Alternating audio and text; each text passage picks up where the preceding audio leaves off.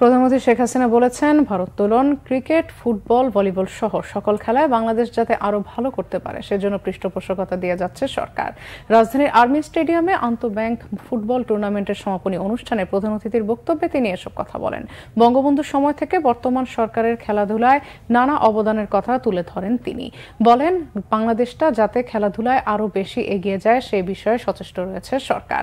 সমগ্র বাংলাদেশে প্রতিটি উপজেলায় খেলার মাঠ এবং জেলা শহরে মিনি স্টেডিয়াম করেছে সরকার।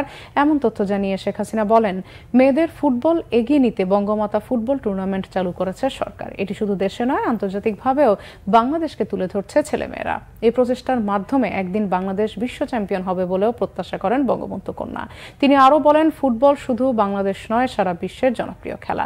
এই খেলার ভেতরে আলাদা একটা মর্যাদা রয়েছে। প্রতিদিন ফজরের নামাজ শেষে খেলাকে ভালোবেসে নিজেই ফুটবল খেলা দেখেন বলেও জানান প্রধানমন্ত্রী শেখ হাসিনা। সফলতার সাথে আন্তঃব্যাংক ফুটবল টুর্নামেন্ট সম্পন্ন করা সংশ্লিষ্টদের ধন্যবাদ জানান শেখ হাসিনা।